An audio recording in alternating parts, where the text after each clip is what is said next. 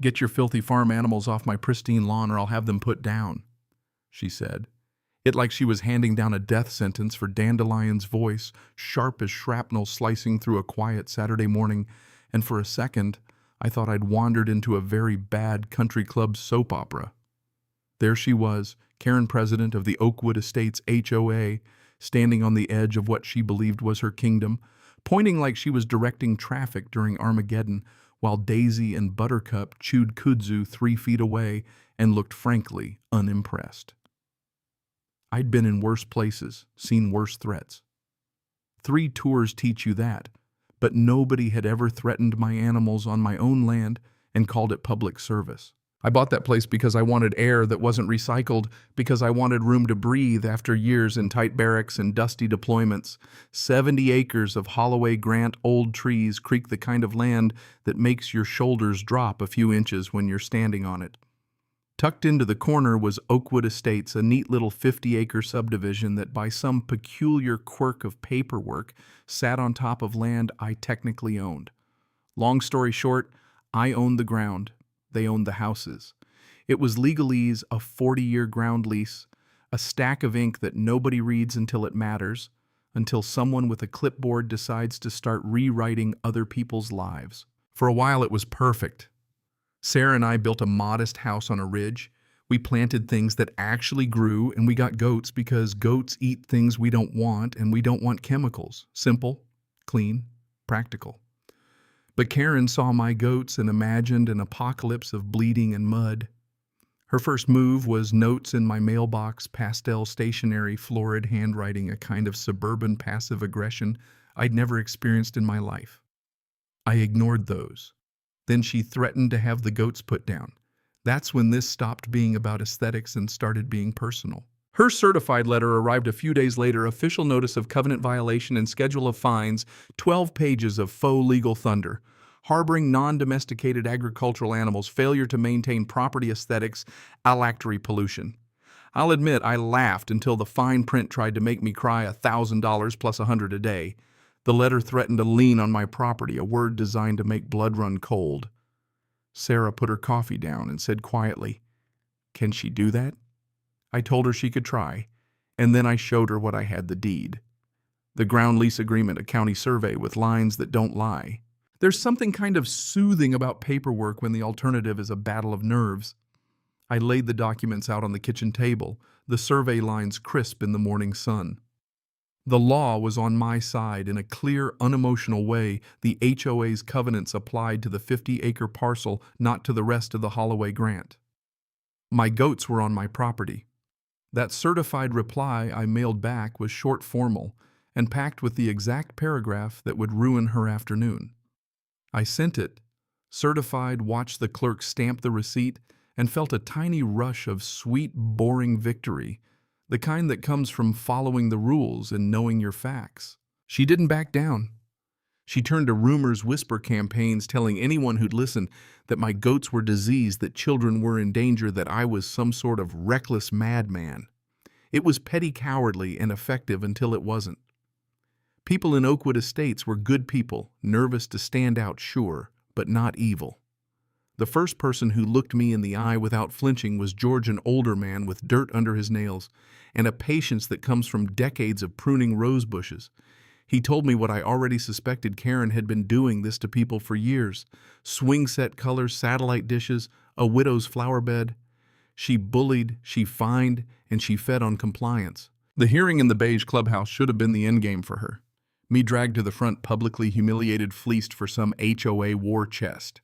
Instead, I walked in with maps, timestamps, photos, the certified mail receipt, and a calm that often throws tyrants off balance. When I laid the survey on the table and showed them the goats' positions, all documented, all on my land, the murmur in the room changed from "look at that menace" to "wait. What?" It turns out a bully's authority evaporates when facts get loud enough. Karen tried to lean on tradition and ritual gavels and ceremonial language, but papers beat performative power. What I didn't expect, the twist that turned this into something bigger than a goat dispute, was what came once people stopped being afraid. After that meeting, folks started talking. They told me about fines for a widow's roses, about a family who'd been driven out over a non-beige swing set, about satellite dishes and basketball hoops. The stories formed a pattern, and patterns have a stubborn way of exposing a truth. This wasn't just about rules, it was about money. With a little digging, a retired accountant named George who'd lived there for 20 years and Jessica and Mark Miller neighbors who'd been fined into fury, we pulled the HOA records. What we found looked like a ledger for a small-time embezzler, no-bid contracts to Prestigescapes, LLC, a company run by Karen's brother-in-law, invoices padded or completely fabricated, reserve funds drained for vanity projects like a $25,000 fountain. Nobody voted for dinners billed as board meetings and expenses that smelled like family laundering. The ledger didn't just embarrass, it indicted. That's where David Chen, the lawyer who'd read the lease at closing and had a soft spot for bullies, found the kill shot. The ground lease had renewal deadlines, fiduciary obligations clauses demanding transparency and prudent fiscal management. They had a duty to keep accurate books. They had a duty not to expose the lessor to legal or financial liability. They'd failed spectacularly. They'd also probably missed the renewal notice window. In 18 months, absent a timely renewal or if we proved a material breach, the lease could be terminated. The houses, the roads, the clubhouse, everything would revert to me. Not as a threat to evict, David was careful to say, but as leverage to force a cure. So we built a plan that was surgical and patient. We documented, we demanded records, we asked for audits the right way, we gave them their chance to cure, 90 days, fix everything, resign the cronies, return the money, apologize, and move on. And because lawyers like dramatic visuals, we hired a survey crew and marched a bright line across the back of the neighborhood, 3-foot stakes, fluorescent pink flags every 50 feet. The line ran behind houses, cut through a prized rose bed, bisected a deck.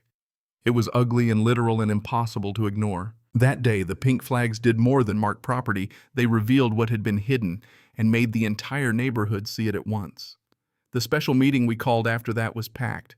We showed them the contracts, the invoices, the deposits, the images of the fountain, and the brother-in-law smiling at a check that wasn't his to cash.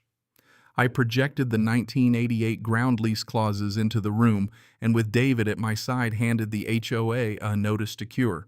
90 days, clean the books, resign the guilty, submit to a forensic audit. If you don't, the lease and their comfortable illusions are at risk. What followed played out like a slow-motion reconstruction of karma. The county paper ran the story, a TV station picked it up. People who'd been silent signed petitions.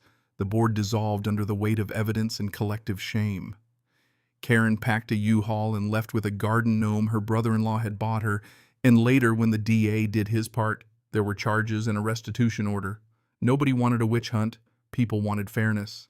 The new board rewrote the covenants, hired an honest landscaper, restored the widow's roses, and most importantly started behaving like servants, not monarchs.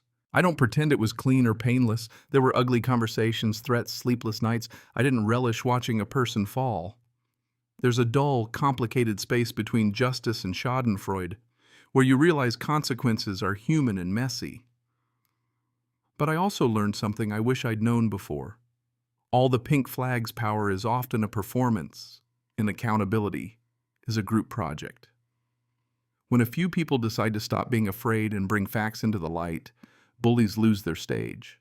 The moral hit me one warm evening standing on the ridge with Sarah, the valley breathing below like a living map. True ownership isn't just a deed, it's stewardship. It's showing up when things get petty, it's protecting the small things that actually matter, and it's keeping your eyes open to how money and silence can be used to build little empires of hurt. Daisy and Buttercup kept grazing, unaware, as goats tend to be, that they'd catalyzed a civic reckoning, and George waved from his driveway, roses looking healthier for the trouble. So here's the part that'll keep you up at night, or at least make you furious enough to type.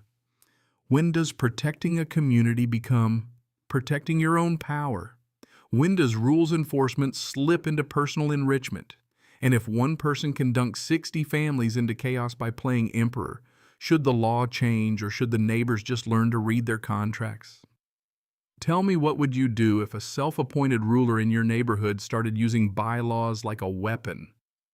Have you ever had to stand up to petty power, drop your story below, Share what you think justice should look like, and if you want to help someone else find their pink flags, share this. Maybe it'll remind one more person that silence is the bully's favorite currency. Cảm ơn các bạn đã xem video.